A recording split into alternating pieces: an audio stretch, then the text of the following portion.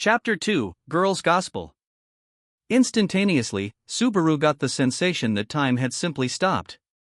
It was an odd feeling, but he remembered having that sensation before. When his life was in danger, his brain's survival instincts kicked in, urgently trying to keep its body alive. From there, things would be decided in seconds. Why was Elsa there? He had no time to ponder such a question. It was not why he needed to think about, but rather, how. Calmly, to the extent possible, he tried to grasp the situation he was in. On the one hand, the black-robed butcher was in the doorway. On the other hand, inside the room, Subaru and Frederica were sitting on sofas, and Ram was standing rooted to the spot, cane in hand, but they were not the only ones present. Petra was there. Elsa had made the young Petra stand right beside her as she opened the door. A blade rested against the girl's throat, and her round eyes had large tears welling up in them. He understood. She'd led Elsa to the room. Elsa forced her to, forbidding her even from crying. Right then, there was surely a vortex of fear wildly swirling within Petra's heart. Her life was in danger. She'd been made to lead Elsa to Subaru and the others. She wanted so desperately to cry out, "Help me, Frederica, Ram, Subaru." With a quivering voice, Petra called out their names. What could he do for that voice? He wanted to nod to let her know to rest easy, to tell her it was all right for her to cry, run.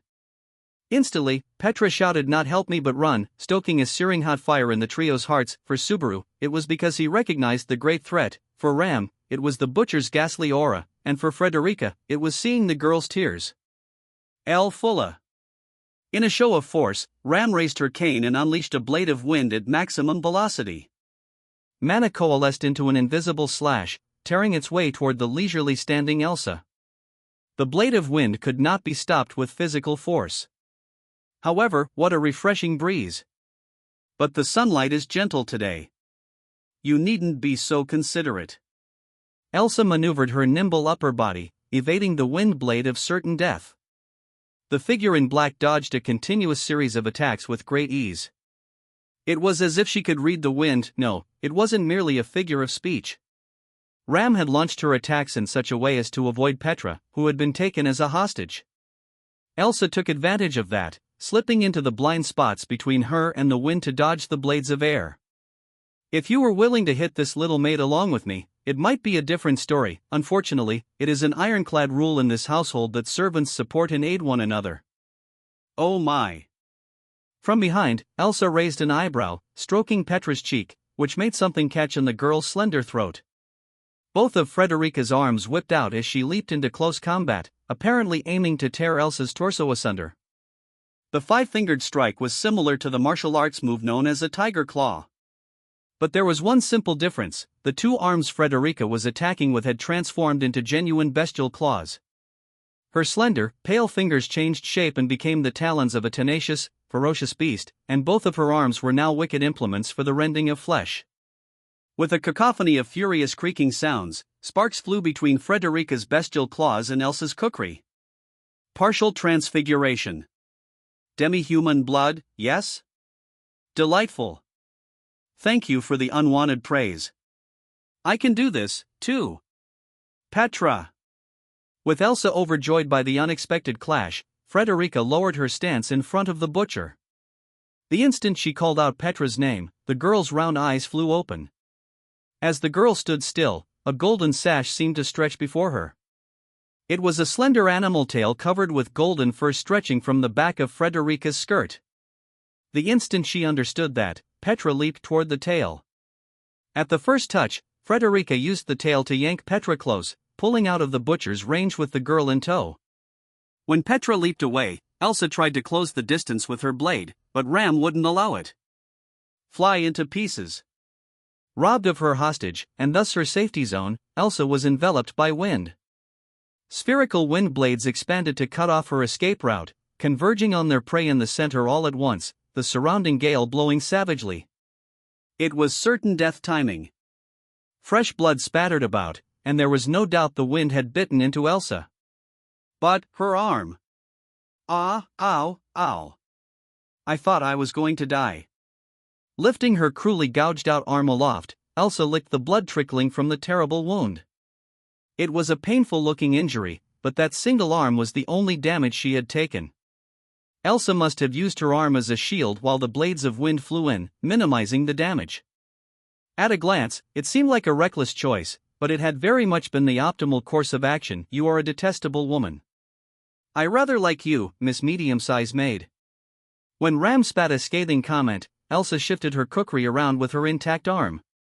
One by one, the dully gleaming knife blade displayed the faces of each of the 4 in the room besides Elsa when she said, "A man and 3 women, maids large, medium, and small. I shall line you up on the table and compare what is inside your bellies." A pickup line even worse than Garf's. In that case, Barusu. I'm on it. Petra, in Frederica's embrace, landed behind the others. That instant, at Ram's signal, Subaru heartily thrust his right arm toward Elsa. His silent observation of the situation up to that point was not because he lacked the power to intervene. Of course, that was a plenty good reason, but more importantly, he had been calculating the right time. Time to play the trump card he'd decided to use in advance should he encounter Elsa. Shamaakoak. He was weaponless, with no means of striking back, with inadequate preparations and resolve, and he was engaged with an enemy defying all expectations. However, the least he could do was take advantage of the best card in his very meager hand. He fired up the imperfect magic reactor inside of him, causing the blood coursing through him to light up from its heat. "Don't use it," warned Ferris's voice in the back of his head.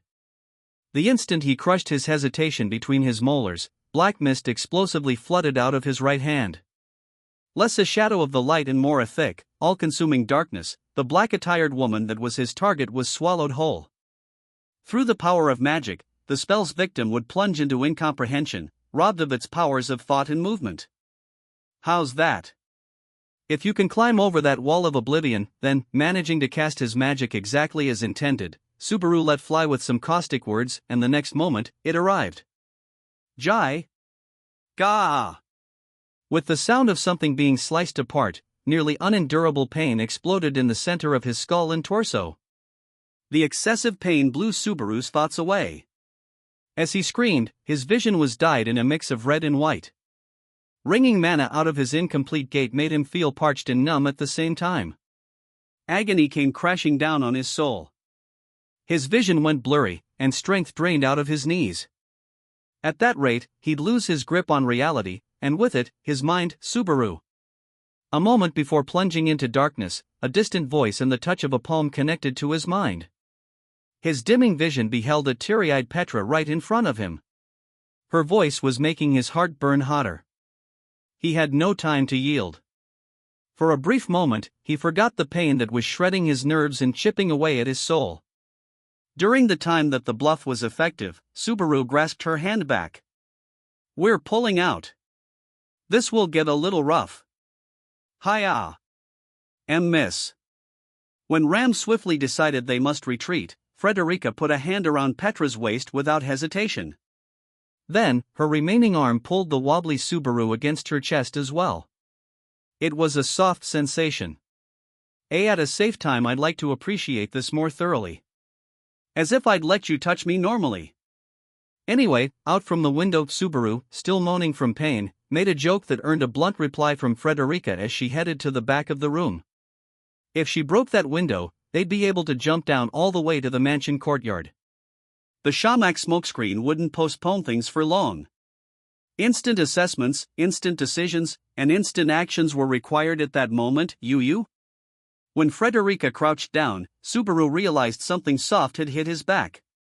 Something felt wrong from around his left shoulder and shoulder blade. Breathing hard, he twisted his neck to check. Something like a skewer was sticking out of it. The lingering shudder of the long, slender object was proof that it had hit only moments ago. Countless similar objects came flying from the direction of the black haze all at once. "Frederica!" he shouted. It didn't come in time. A flurry of sounds followed as the sharp, glimmering surge sank into soft flesh. El Fulla. The roars of a demon and beast layered atop one another as a blast of wind blew them out of the reception room. Clearing the reception room, Subaru and the others fell straight toward the mansion courtyard. The expected blow from the fall never arrived thanks to an exquisite performance by Frederica, landing on the grass from the second story with Subaru and Petra under her wing. But the cost of the retreat had been unexpectedly high. Miss Frederica. Thrown by the landing, Petra raised her voice into a near shriek as she rolled on the grass. Her gaze was on Frederica, down on one knee in the yard with skewers stuck in her bloody back. I underestimated our opponent. Frederica was making labored breaths as slender skewers rose from her back like a mountain of swords. The skewers were nearly 8 inches in length, and more than a few had doubtless reached her internal organs. Frederica wasn't the only one who understood their might, for Subaru had gotten a taste as well. Ow. Shit. She's like Julius, an enemy that Shamak doesn't work on. Surely not. She simply threw them past of the cloud of darkness. She has exceptional intuition. Subaru wailed at the skewer impaling his right shoulder as Ram stated her thoughts. Examining Subaru and Frederica's wounds, her refined eyebrows gently formed a scowl. There is no one here capable of using healing magic. If I remove the skewer, you will die of blood loss. I don't have the courage to touch or even look at it twice, let alone pull it out. Did you get Elsa? I blew the entire room away, but I didn't get the sense that I hit her. We cannot be optimistic. Damn it all. I thought I'd bought us a little time at least. Gritting his teeth at Ram's reply, Subaru quietly lamented that no one present was suited to treating their injuries. Previously, Rem had healed his wounds, and Beatrice had healed graver ones still. That was when he belatedly realized it. Rem and Beatrice are both. Both were still in the mansion, and Elsa was right there with them. At that point in time, the idea of running vanished. He couldn't distance himself from the mansion with both of them inside. If we don't save the two of them. Burning with the pain of his wound, he thought at full speed, examining their options. One thing for certain was that Rem was in the mansion's east wing. The problem was that Beatrice was constantly running her passage spell. At that critical juncture, the peculiarities of the passage became poison. If, then and there, he prioritized saving Rem, could he hope for Beatrice to deal with the matter herself? Considering the capabilities of the passage, that was without a doubt another potential plan. As a matter of fact, at the height of the battle with the witch cult some days before, Subaru had failed to bring Beatrice out of the mansion. She'd remained behind, trusting in the power of the passage during the decisive battle. If the conditions were identical to back then, the possibility harm would befall Beatrice was. Am I stupid? No, I am stupid. The situation's totally different from last time. The witch cult's objective and Elsa's objective were fundamentally different. In the end, the witch cult's target, Petalgue's target, had been Emilia. Since they had no information about the occupants, leaving Beatrice behind at the mansion was a viable option because she was wholly unrelated to their objective. However, Elsa was different. That butcher's objective was clearly to slaughter everyone in the mansion. She targeted Subaru, Frederica, and Petra. Naturally, she'd try to kill Rem and Beatrice, too. He couldn't leave them behind. He couldn't. There was no way he could just let them die. So even without a flash of inspiration for a way to save everyone, he had to act before his useless brain burned out completely. Barusu. What? Right now, I'm thinking of a way to get Rem and Beatrice out of there somehow. Subaru was desperately trying to think when Ram abruptly called out to him. When he looked at Ram, it seemed like his burning brain was leaking out of his earlobes while he desperately searched for a way out of their predicament. As he prepared himself to hear a proposal for a comeback from the brink of certain doom from her pink lips, given our current situation, the best thing to do is leave those two at the mansion while the four of us escape.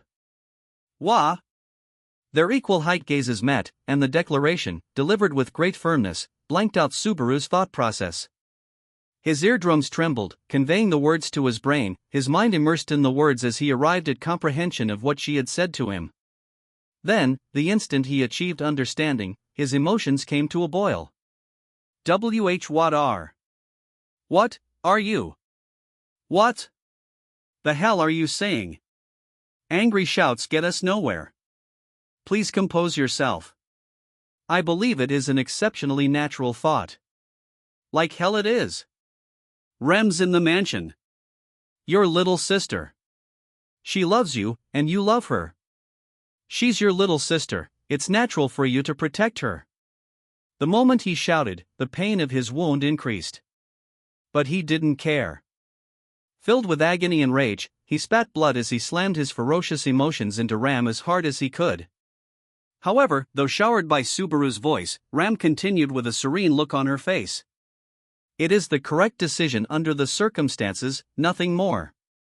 Losing Ram and Frederica, and, more to the point, Barusu, will be a heavy blow to our faction. Such sacrifices must be avoided. But that means sacrificing. I suppose so. She may well be Ram's little sister, but if she is Ram's little sister, she would surely say this. To Subaru, at a loss for words due to fierce emotion, Ram paused. Then, she pressed on. Please, sacrifice Ram for Master Roswell's sake. The instant he heard those words, Subaru felt something inside him being smashed to dust. It was a blow rivaling the cracks in his incomplete magic user's gate. No, it caused a greater impact than even that, shaking the soul of Subaru Natsuki to its very foundation. I didn't. This isn't why he hadn't brought Ram and Rem together so that she could speak such words to him. All memory of Rem had been erased from the world, and nothing of her was left inside of anyone. Even so, if the twin sisters, sharing mutual love and even their souls with one another, yet existed, something of her had to remain. That was the faint expectation Subaru clung to, something he could not even call a hope.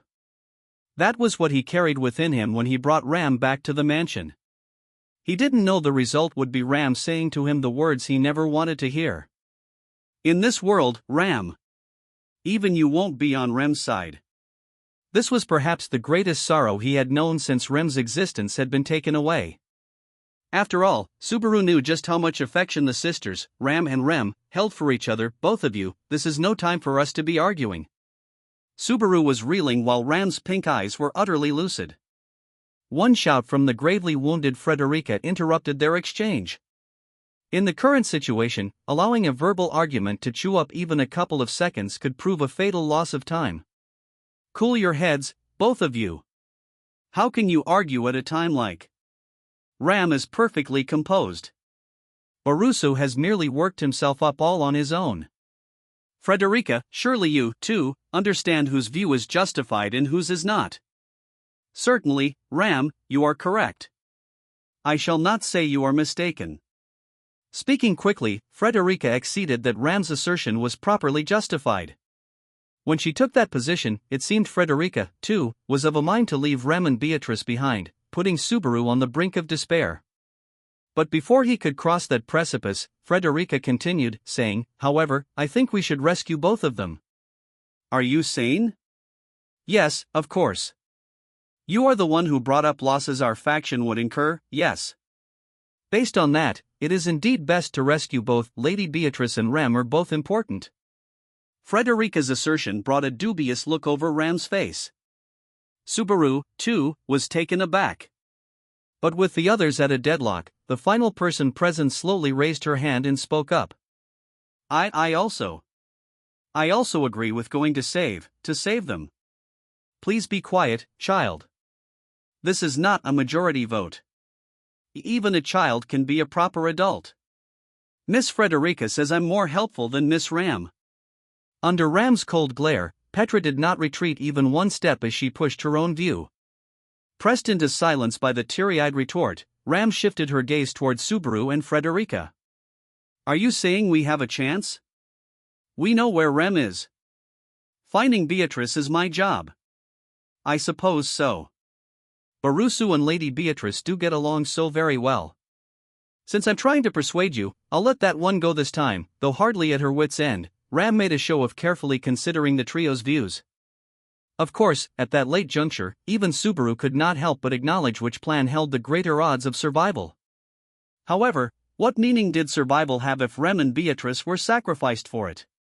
It was meaningless. If that was the form the updated world took, it was better if we are undermanned. We must search for Lady Beatrice and extricate Remington. The enemy interferes with both. It was I who spoke out, so that is my duty to bear. When Ram listed the pending concerns, Frederica, breathing in intense pain, patted her own chest. Her self-recommendation took Subaru and Petra by surprise, leaving Ram the only one who sighed in understanding. There you go again, too stubborn to back down when dealt a bad hand. Exactly like Garf. You are both my adorable junior co-workers. Besides, it is not I who resembles Garf. Garf is the one who is imitating me. Frederica said it with a wink, hiding the fangs in her mouth as she smiled. Subaru unwittingly sucked in his breath, sensing the resolve and determination behind that sunny smile. And as Subaru drew his breath in, Frederica did something even more surprising right in front of him. Miss Frederica. Petra was struck with wonder, but that was a natural reaction. Frederica put a hand to her blood-ridden maid outfit, violently ripping it apart. Her pale flesh, blood-stained and covered in a light sweat, became exposed. The spectacular force of the move made Subaru see a part of her underwear, something that made his eyes bulge in spite of the emergency situation. This may surprise you, but please do not raise your voice. With those words of warning, the half-bare Frederica knelt onto the lawn. Then, she put Garfield's necklace around her own neck, and instant later, the very air grew taut. Had there been no warning beforehand, Subaru might not have been able to keep himself from crying out in surprise. First, he saw Frederica's long, beautiful, golden hair shrink. Next, golden fur began to sprout over her exposed flesh, and her skeleton ferociously creaked as it changed shape and grew larger. She set 4 paws on the ground as the fangs that defined the inside of her mouth became something sharper, more powerful, a transformation taking but a few brief seconds that made him doubt his eyes. So this is transfiguration, huh? As Subaru murmured, there was a ferocious, golden beast standing before his eyes, the bestial Frederica. It was a slender, supple feline predator with a stature nearly 6 feet in length. Of the animals Subaru knew, she resembled a cheetah or a leopard, but her body had no black spots upon it. He could only call the form beautiful. Were it not for part of that lustrous, golden mane being marred by blood, he truly would have been enchanted by that beautiful beast. So it's not Beauty and the Beast, the beauty is the beast. I want to get her in the bath and snuggle. I categorically reject the idea of bathing with you. Why, you can still talk like that? Subaru, trying to conceal his unrest with his flippant tongue, gaped at the face of a ferocious beast seemingly ready to roar. Subaru was surprised on 2 levels that the tone of voice was that of the pre-transfiguration Frederica. I remain myself. Though my appearance has changed, I am completely rational. In addition, thanks to this, my wounds have closed to a fair extent. Taking in Subaru's surprise, Frederica's body twisted, and numerous skewers fell away. Simply changing forms had closed some of her wounds, expelling the skewers from her body. But the wounds themselves still remained. She needed complete healing to fix those. Frederica, please do not ask me, can you do it? I can, and I will. Yeah, I get it. Please do. You're the only one we can rely on right now. Frederica clawed the ground in high spirits as Subaru ceded the battlefield to her. Accepting Subaru's request, the ferocious beast turned her eyes toward the 2 remaining, Ram and Petra. Petra, I'm sorry for scaring you. You did very well not to shriek. Yes. Yes, miss, take care. You're a very good girl, Ram, I entrust the rest to you. Worst case, use the master's office. That goes without saying. Frederica, if you are late, we shall have words. The few words exchanged between them told just how much trust lay between Ram and Frederica. Finally, Frederica looked overhead at the freshly broken reception room window through which they had fallen. With the crystal necklace hanging from her large neck, the ferocious beast bared her lion-like fangs, ferociously crouching down. She let out a very brief growl. The next instant, Subaru saw the ferocious beast crushing the smashed windowsill under her paw. Subaru's eyes gaped at the blink of an eye speed. Her outside appearance brought to mind the cheetah, the fastest animal on land, but Frederica's sprinting easily put its speed to shame. Passing through the breached wall, the ferocious beast raised a roar as she charged into the mansion interior. The black mist's effect was soon to expire. Not long in the future, the battle between the 2 would resume. We cannot just stand here. We must go and make the best of this opportunity while Frederica buys us time. Why, yeah. That's right. First, Rem in the East Wing. Elsa's combat ability was terrifying, but Frederica's speed was superhuman, too. With her swiftness, she ought to be able to get away safely if Subaru and the others accomplished their objectives sooner rather than later. With Frederica headed off to act as a decoy, just how quickly could they move? No complaints about property damage, okay? Charging through the front yard, the three raced to the East Wing as one. And after climbing over the East Wing wall, Subaru picked up a shovel for yard work, smashing a window before leaping into the building. Sullying the carpet with dirt, he rolled onto the mansion floor and lifted his head. The stairs to the East Wing, and Rem, were right before him. But the instant he lifted his head, Subaru was struck by the odd sense something was wrong. Namely, the doors are open? In front, so far as the murmuring Subaru could tell, all of the doors of the first floor were open. Turning his head around, the doors behind him were the same, every door in the entire corridor was open. Simple forgetfulness cannot account for leaving this many doors unclosed. Petra? I haven't done anything weird like this. Miss Frederica hasn't either. Entering the corridor just as Subaru had, Ram gazed at the same sight and questioned Petra about it. Petra was equally bewildered as she denied involvement, but that was nothing compared to Subaru's strong suspicion that something was horribly wrong. Open doors weren't the problem was that he remembered this scene. The doors were open like this last time around, too. Subaru had seen something similar in the mansion just prior to return by death. At the time, Subaru hadn't been able to decipher the identity of that bad feeling prior to his death. Now that he was seeing the image again, he still didn't know what it meant. But he was certain it was an ill omen. If it wasn't Petra or Frederica, then, naturally, it wasn't Subaru or Ram either. Rem, still asleep, couldn't have done it. Perhaps that left Beatrice as the only possible suspect, but she had no reason to do it. The only possible reason would be Rem's in trouble. Second floor, quick. The only kind of person who had a reason to open rooms one after another was an outsider who didn't know where anyone might be. At that moment, that description corresponded to only one person in the mansion. And if that individual had already opened every door in the mansion's east wing, calm down, Barusu. Frederica is pinning down the enemy. There is nothing. What are you saying at a time like, even when her little sister's life in danger, Ram maintained her cool. Rather than being impressed at how reliably steady she was, Subaru felt angry. However, Subaru's raging emotions vanished and flew away in the next instant. Howls resounded from outside the building, in the direction of the yard from which Subaru and the others had leaped in. The next moment, the window and the windowsill were broken apart, seemingly gouged out along with the wall itself. With a high-pitched sound, the glass shattered in a violent dance, and heavy footsteps intruded upon the mansion interior. There, filling up the corridor, stood a bizarrely shaped monster, its wicked visage resembling that of a lion. The second floor, where the sleeping princess awaited, felt far, far away. The situation kept moving. It was bewildering, something far beyond Subaru's imagination, and now leaping far, far beyond his comprehension.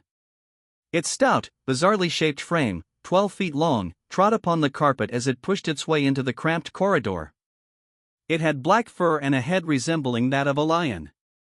It had a horse's hindquarters, and its long, slender tail greatly resembled a snake. A ghastly aura befitting its brutal nature brimmed from the entirety of its body, and on its forehead was a misshapen white horn. Demon beast.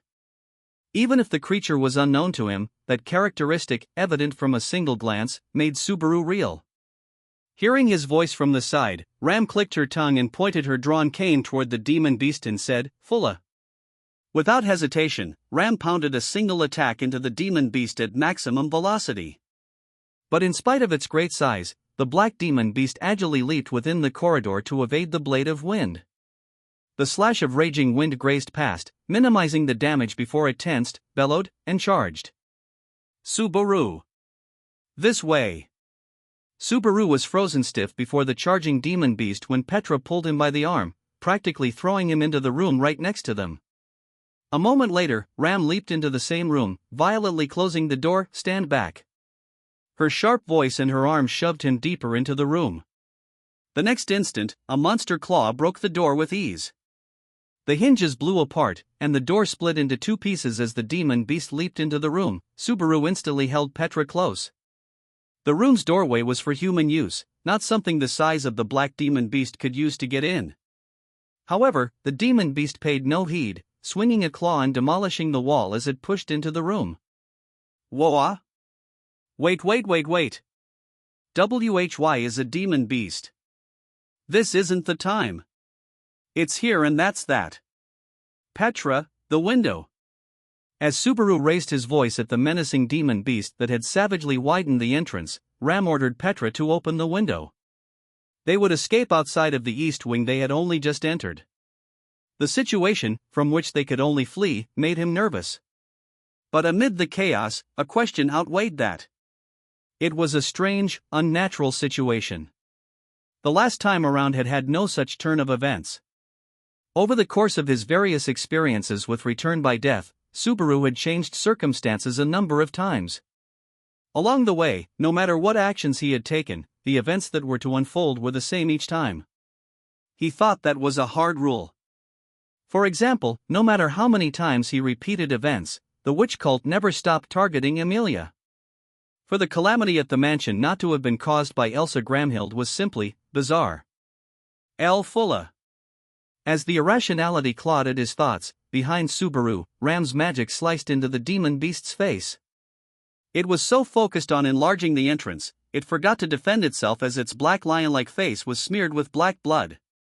Reeling, the demon beast abandoned its destruction midway. But shocking resiliency made it extremely difficult to slash to death. Humiliating, having to run from a dim-witted foe like this.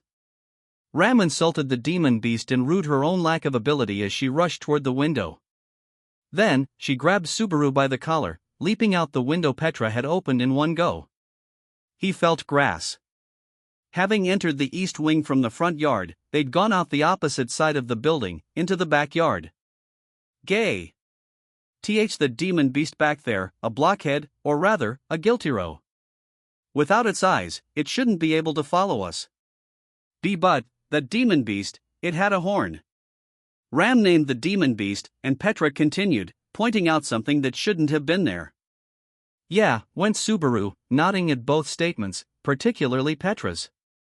No way a demon beast like that just wandered in here from the wild. Someone set it loose on the mansion.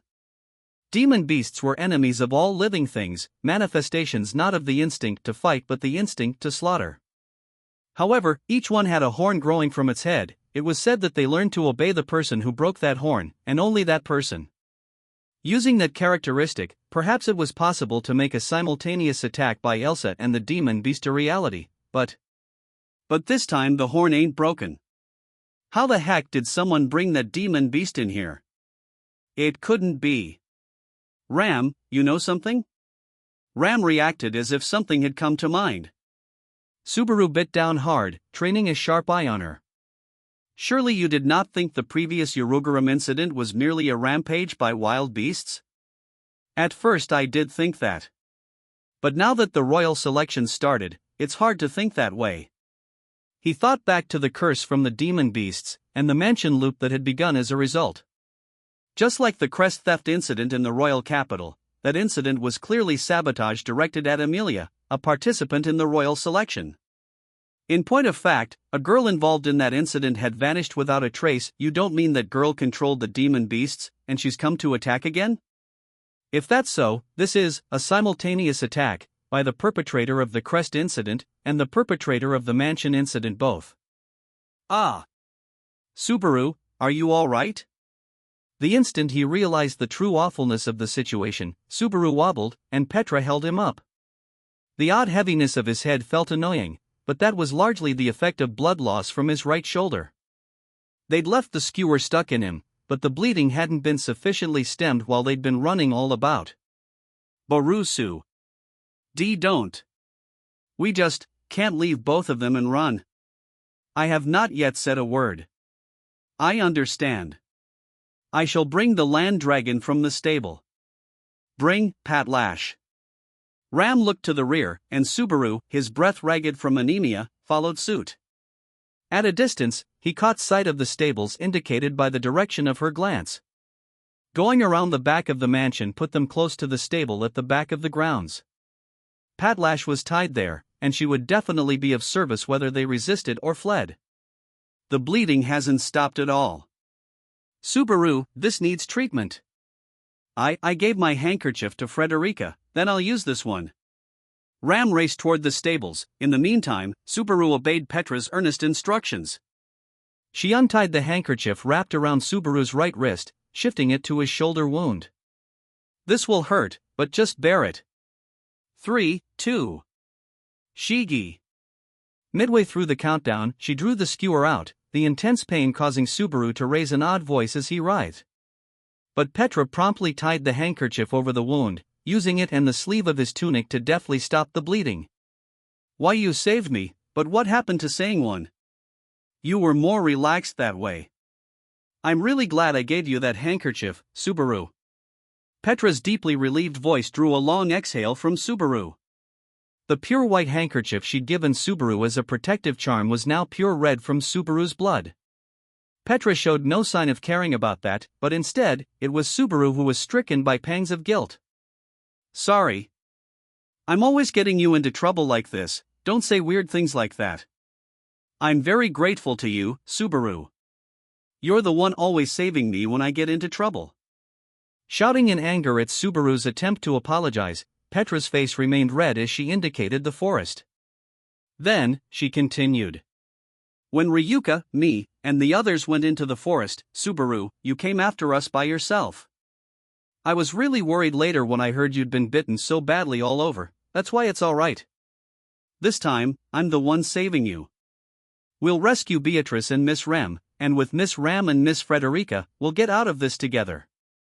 He wondered if she talked so much because she was frail. Petra earnestly raised her voice to encourage Subaru, who was becoming weak-willed from blood loss and distress over the situation. The sight made Subaru want to lament the extent of his own foolishness all over again. Petra, you're incredible. I'm being pathetic. I'm not feeling sorry for myself. I'm saying, since you're so incredible, Petra, I've gotta be, too. He shook his heavy, stooped head, raising it as if to sweep away his weak-mindedness. If he tried to devise some scheme to raise his spirits, he wouldn't have enough wisdom left for the hopes he should have been still striving for. This time, Subaru Natsuki would put it all on the line to offset everything he lacked. Subaru calmly rose to his feet, extending his left hand toward Petra. For an instant, Petra hesitated to take hold of Subaru's bloodstained hand, but Petra, let's go. We're going to escape with everyone, just like you said. Yeah. Subaru's declaration made Petra's face brighten in an instant as she took his hand. Then, a moment after he sensed her gripping his hand, the girl went seeming vexed as the ends of her eyebrows fell. What's wrong? It's not yeah, you gotta say yes. I mean, you should have said yes. Saying this, Petra mischievously stuck out her tongue.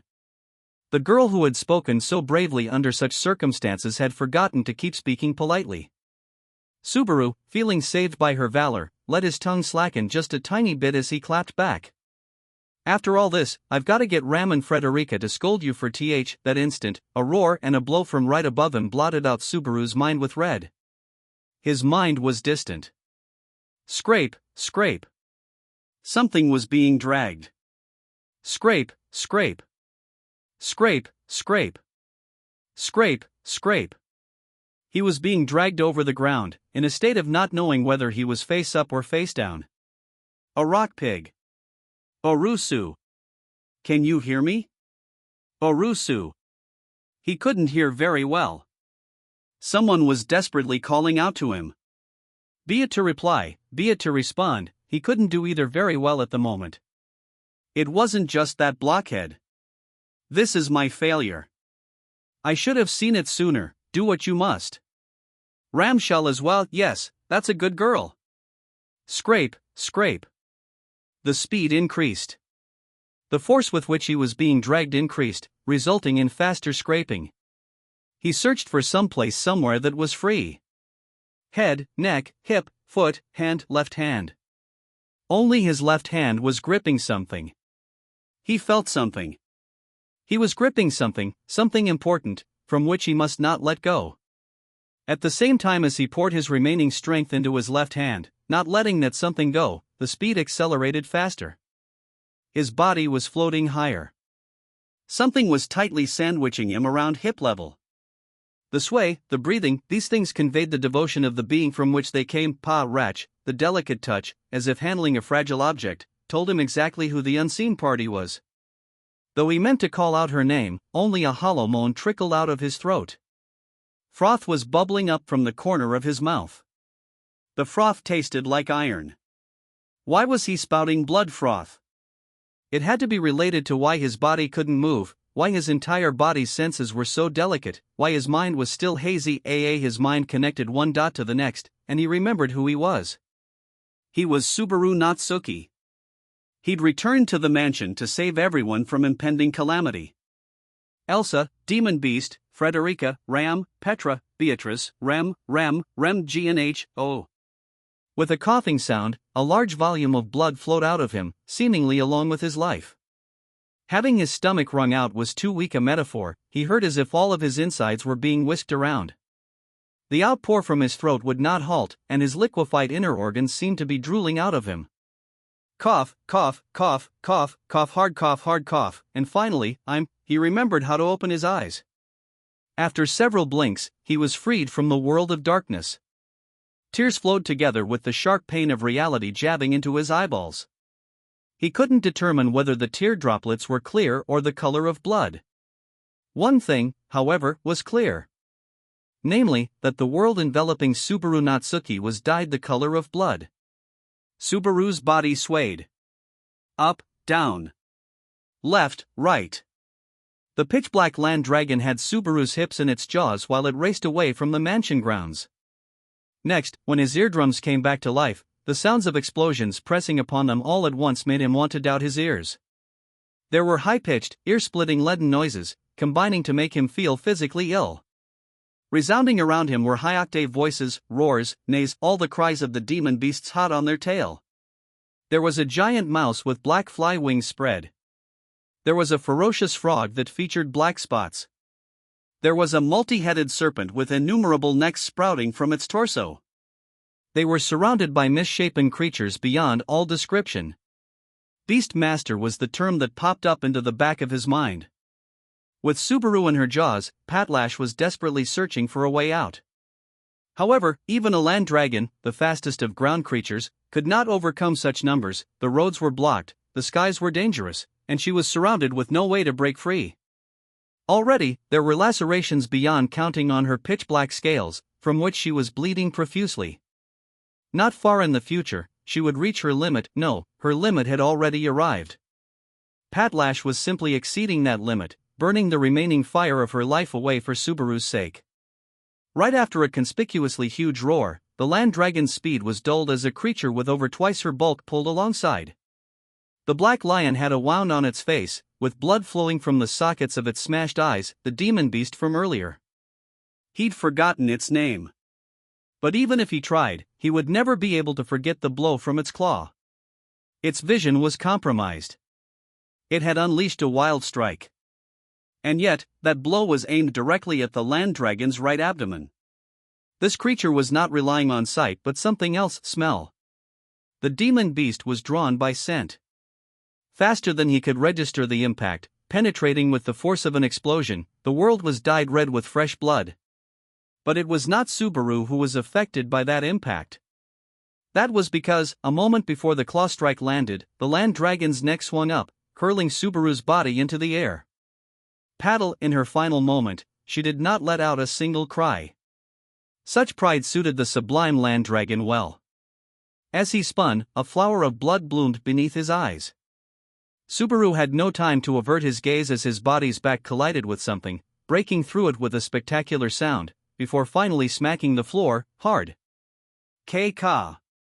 He was racked by a coughing fit, his right eye had closed from the blood coursing from a cut on his forehead, but even so, he immediately realized it.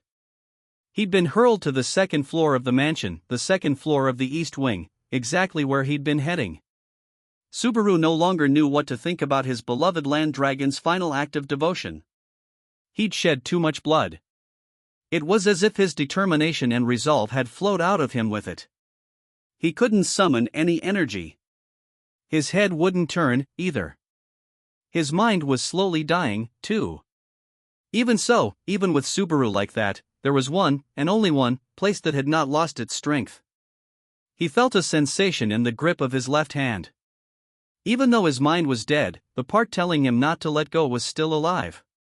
He remembered that, right before everything collapsed, he was holding someone's hand. His gaze arrived at the hand he felt, the wrist, the elbow, and there, it came to an end. Though he was holding her hand, the girl who should have been there did not go past the elbow. She had been smashed, crushed, torn away. Subaru Natsuki had managed to protect nothing. Just how much time passed as he stared at that arm, torn off at the elbow? His thoughts were still as he stood in a daze.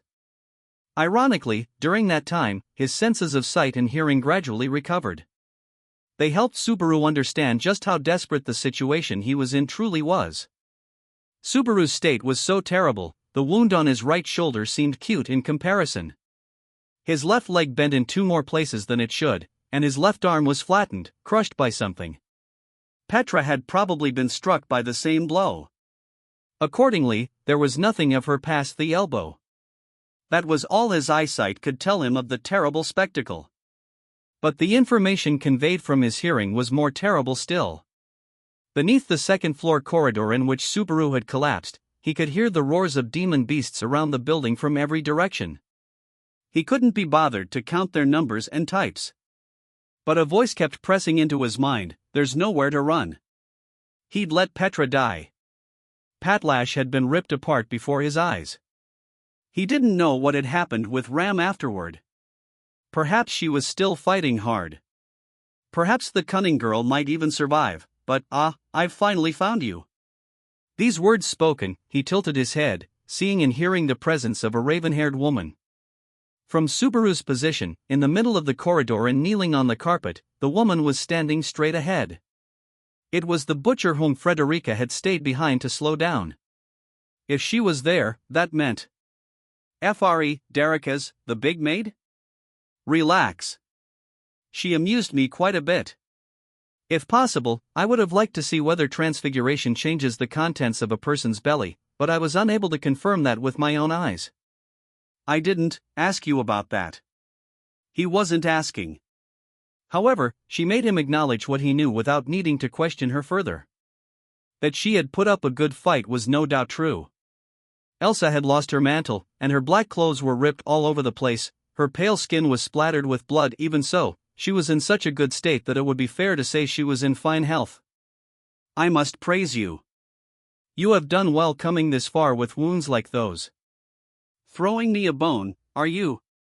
If it's your life, I'll take it. I wonder, should I interpret that as, I want your life?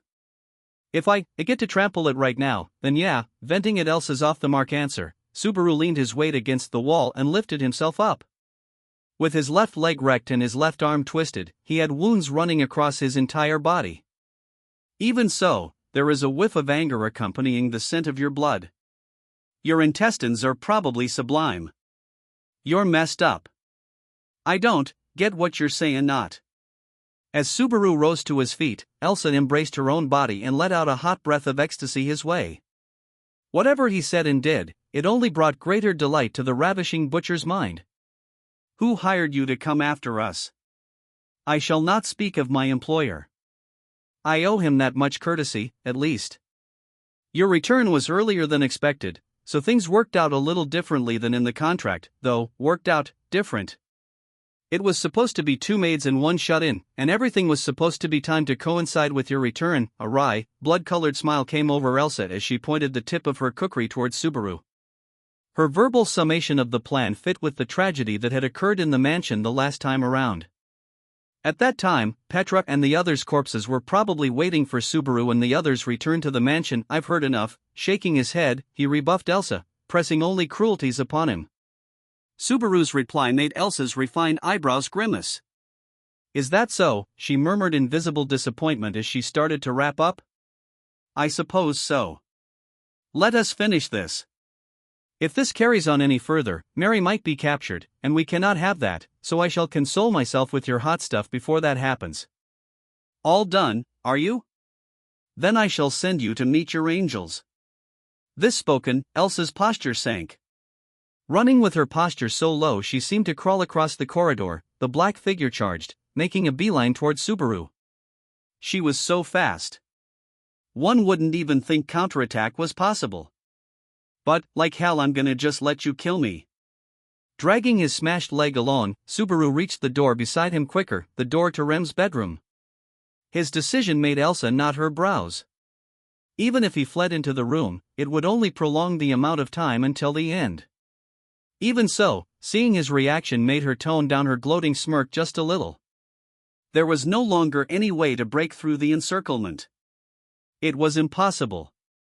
Accordingly, he abandoned the thought. His wounds were deep. His life was pouring out. He was on the verge of expiring without having saved any of the people he had to protect. Then, at the very least, he'd get back at Elsa just a little, so that everything would not have gone as she pleased. Neither the Bowel Hunter nor the Beast Master had reached Rem's bedroom. He absolutely would not allow them to defile the girl who slept within. Even if the world was soon to end, he would not lose Rem a second time, not to anyone. He opened the door wide and leaped into the bedroom. Lifting his head in search of the bed where Rem slept, Subaru was taken aback. Subaru, resigned to his end, was greeted by the bookshelves of the archive of forbidden books. The choking musk of old tomes seemed like a rebuke presented to its noisy visitor. The room's interior was packed with bookshelves that were chock full of books. When that aroma and visual information finally hit home, Subaru realized he had stepped into a different place than that he had desired. And the late realization of that fact courted a most fatal result. Subaru's head was dominated by one question: why? That instant, Subaru felt he was enveloped by wind. That wind peeled Subaru away from the door, forcefully drawing him toward the middle of the room. With the feet he had planted down non-functional, Subaru, unable to resist, tumbled into the room's center. The very next moment, he heard the great sound of the door slamming shut straight behind him. Wait, please. Lunging for the firmly closed door, Subaru desperately tried to open it. But his will couldn't reach his half-destroyed arms. The ferocious creaking sound only served to fuel his frustration. And as Subaru, smeared with blood all over, turned toward the door, behind him was, struggle as you might, you are not leaving this room. When he heard a voice and footsteps, he turned to see a girl slipping past a gap in the bookshelves and walking toward him. She had long, cream-colored braids and a gorgeous, extravagant dress. She had a young, adorable face, but at that moment, a terribly cold expression rested upon it as she glared straight at Subaru. Beatrice, are you in a simply horrid state, I wonder? Do not walk around, you will only sully the archive's floor. Open the door. Right now. Let me out. When the girl, Beatrice, gazed at his wounds with a chilly look, Subaru shouted unsparingly at her in anger. The admonition not to sully the room never even entered his ears. Blood dripped from his bleeding arm as he screamed. Why did you come out now? Why this of all times? Send me back. Send me back right now. And what would you do if I did? What can you do in your current state, I wonder? I know better than anyone I can't do anything. But even so. He had to return to that place, to the second floor of the East Wing, to the bedroom where Rem slept. The passage had activated at the room he had presumably entered. The door leading to the bedroom became the entrance to the archive of forbidden books, whereupon the door immediately cast that duty aside. In other words, the door had resumed its normal duties, those of the door leading to Rem's bedroom. That's why. It is too late. What do you mean, too late? There's no such thing as too late. I have to get there, right now. Did I not say it is too late, I wonder? Subaru's angry voice, straining upward to resist the horror racing through him, fell silent. In contrast to Subaru, eyes wide and blinking while unable to speak a word, Beatrice continued. Just now, the reason you wished to return to that room became no more. The proclamation left Subaru at a loss for words. Any means of putting it into words had vanished. Beatrice had said it in a calm, composed fashion, but the sheer cruelty of her words asserted their claim to reality and truth. Before he realized it, Subaru had crumpled to the floor right there. His shoulders fell, his head bent down, and there was a ferocious ringing in his ears echoing throughout his skull. He wanted it to be louder, noisier. He wanted it to tear at his brain until it split in two. He wanted it to be bad enough that he couldn't think, so he wouldn't have to understand. He wanted it to tear his life away with it. And yet, what are you doing? Haltingly, his voice trickled out. He heard a whisper-like, delicate voice from right beside him. Perhaps I cannot stand to see you in pain. Therefore, I am healing your wounds, out of disgust and nothing else. The girl who murmured her reply was incredibly close. Her palm had a faint glow around it as she held it over his wounds. The light asserted its own existence, gradually softening the unrelenting pain that had been eating away at him.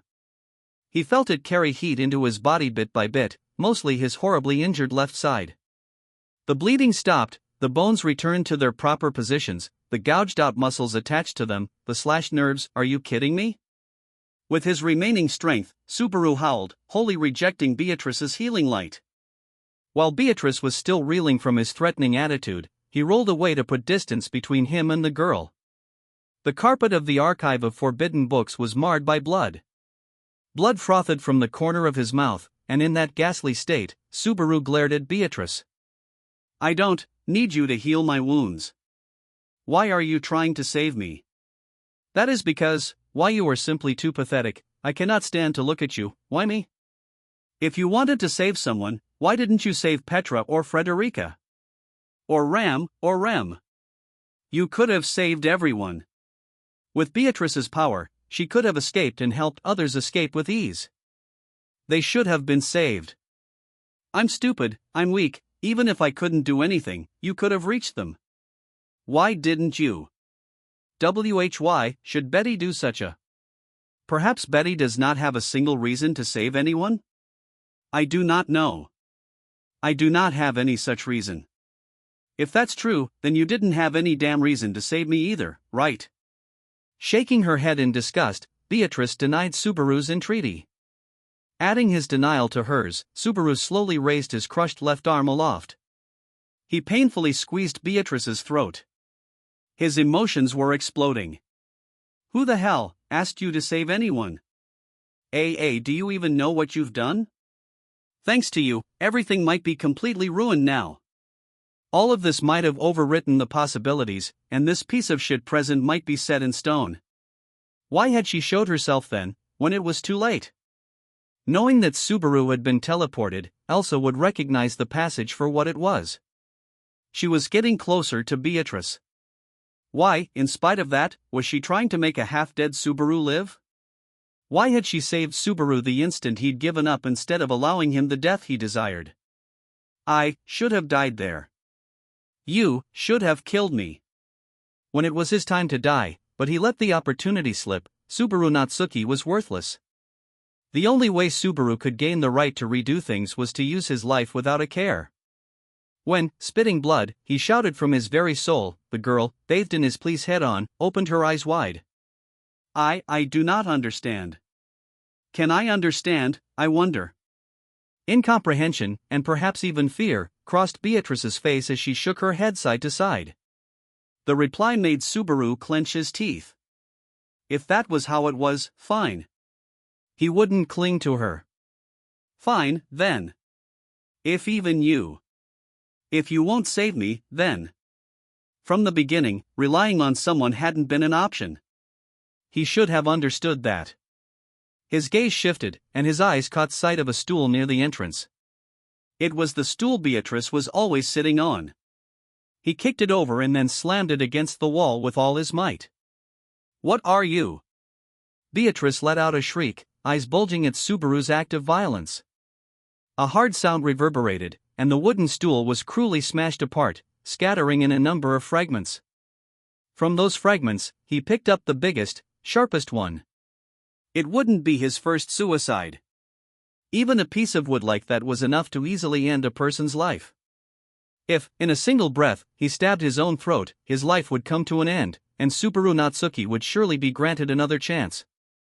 In another world, it would be the third time Subaru had chosen suicide.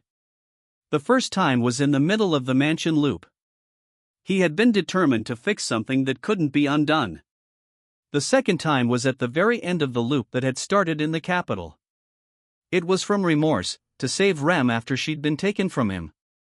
And now, the third time would be from indignation, after giving into rage and cursing his own powerlessness to take everything back. It was a death with meaning. It was a death with value. Everything besides death was worthless, don't.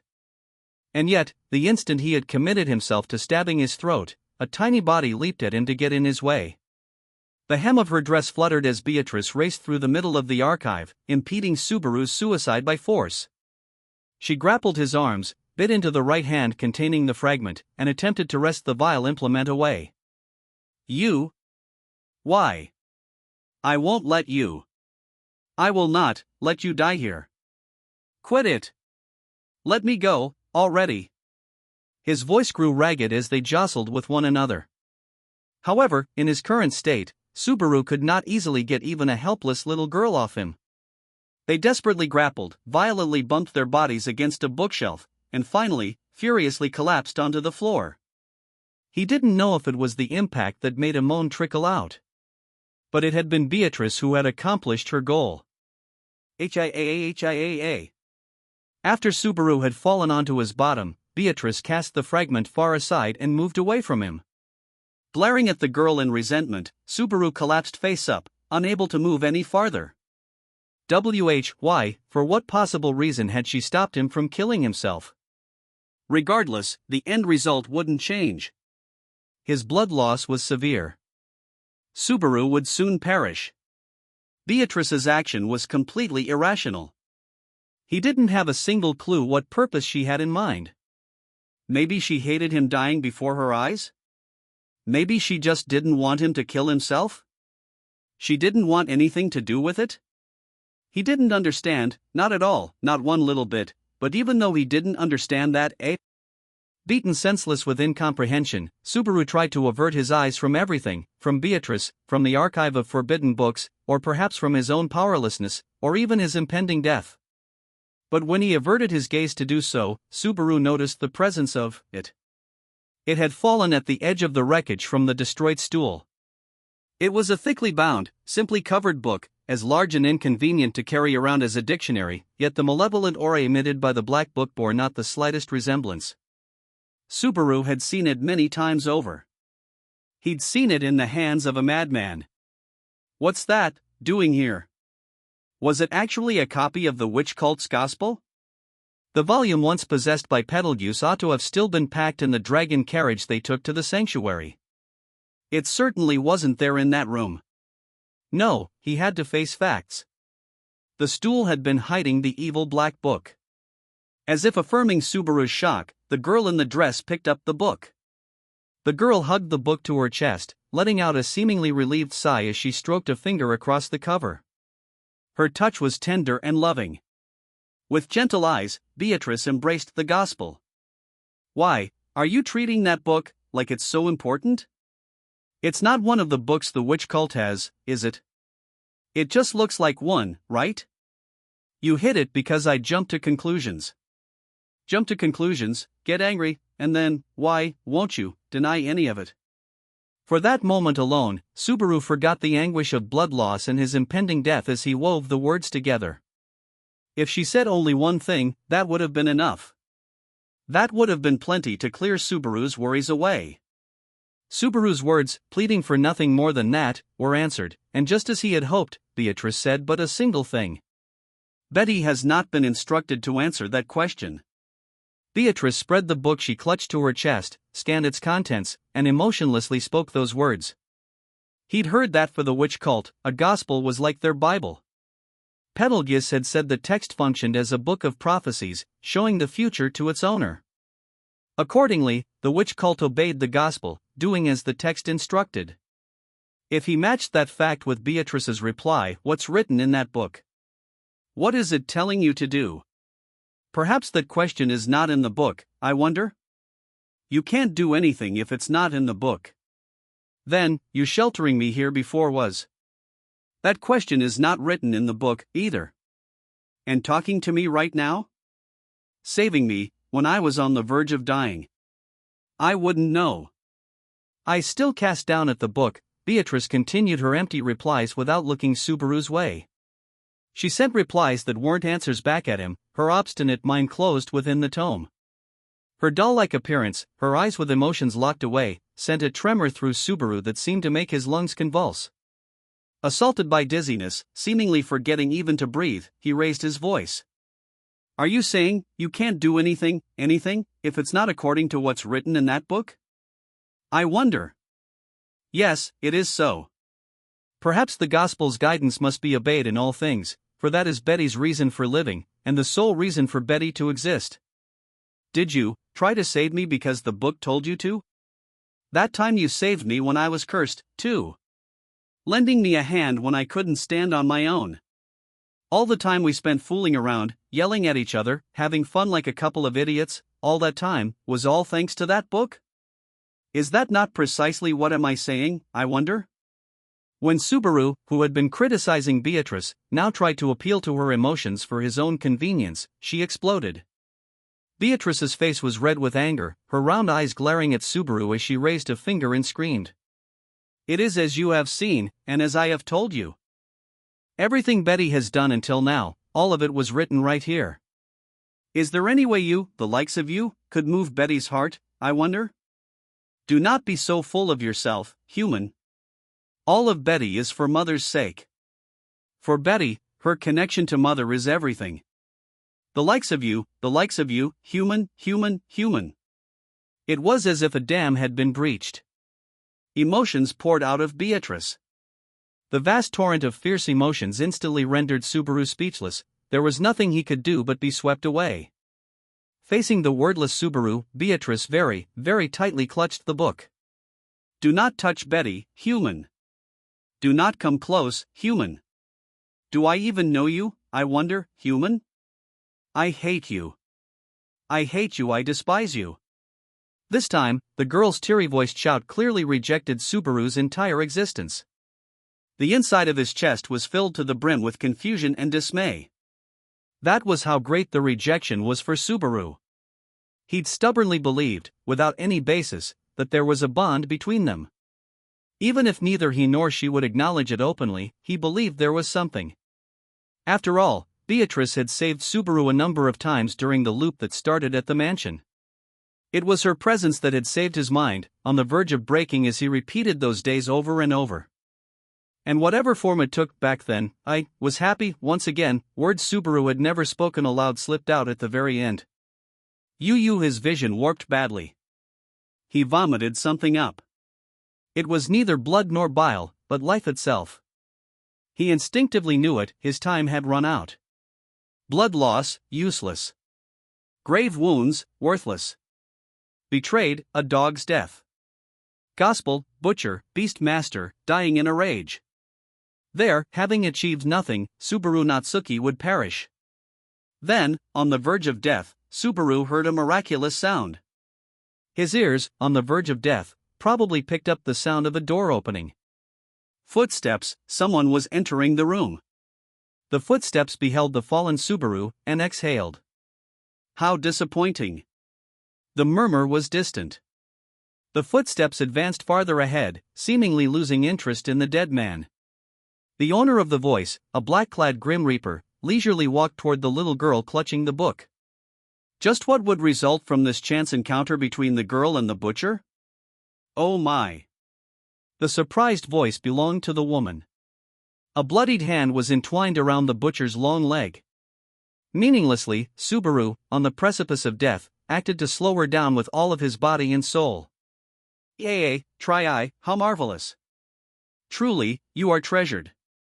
Instantly, a wind blew. The next moment, the right hand with which he grasped her came off, and the wrist along with it. No blood came out. The wicked blade reversed, and a black glint went, somewhere. Subaru's head, his neck, his torso, somewhere. Wherever it would surely impale him in a critical location. In that final scene, he saw the face of the little girl as she sucked in her breath. There was sadness and pain upon it. But as death came for him, that had nothing to do with Subaru Natsuki anymore.